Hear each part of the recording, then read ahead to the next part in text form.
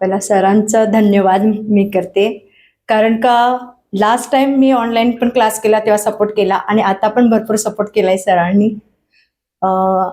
इथं येण्याचं कारण माझं असं होतं की मी फर्स्ट इयरला होते कॉलेजला आणि सायकोलॉजी सब्जेक्ट फर्स्ट इयरलाच होता, सेकंड इयरला इकॉनॉमिक्स आला. तर माझी जी डिग्री आहे ती सायकोलॉजीमध्ये न होता ती इकॉनॉमिक्समध्ये झाली आणि मला सायकोलॉजी घेऊन त्याच्यात पुढं करायचं होतं एक सामाजिक वर्क, आणि ते मला करता आलं नाही. टीचर बनण्याचं स्वप्न अजिबात नव्हतं, पण परिस्थितीने असं केलं की मला हिंदी आणि मराठी सब्जेक्टचं टीचर बनवलं.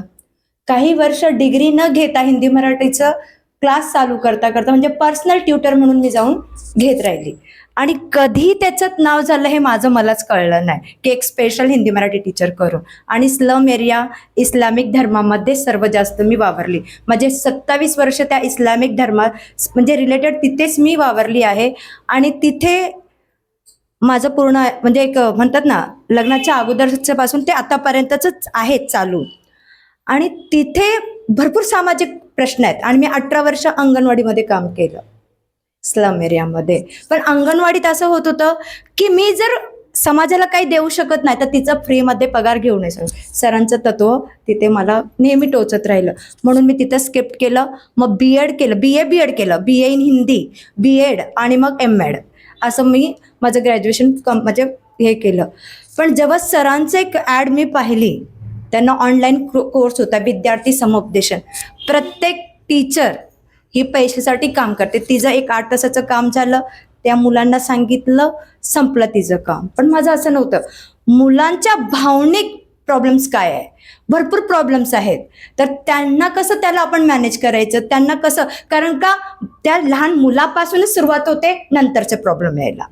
हे मला कुठे जाणवलं आणि सरांचा कोर्स आला तिथे ऑनलाईन विद्यार्थी समुपदेशन, पहिला तो ऑनलाईन करून ठेवला. दुसरा होता तो पालकांचा, पण तो मला करताना आले काही कारणास्तव.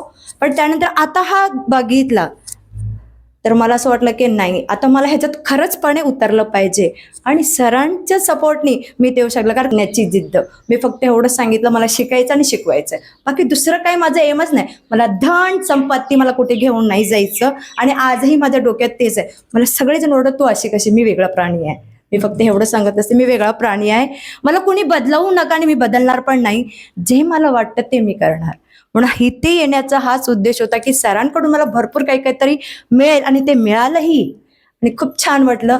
आणि सरांचं गायडन्स खूपच छान, त्यांचं एक एक उदाहरण, एक एक सांगण्याचं त्यांचं ट्रिक एकदम ऑसम, म्हणजे छानच छान होतं आणि त्याबद्दल धन्यवाद. Thank you sir.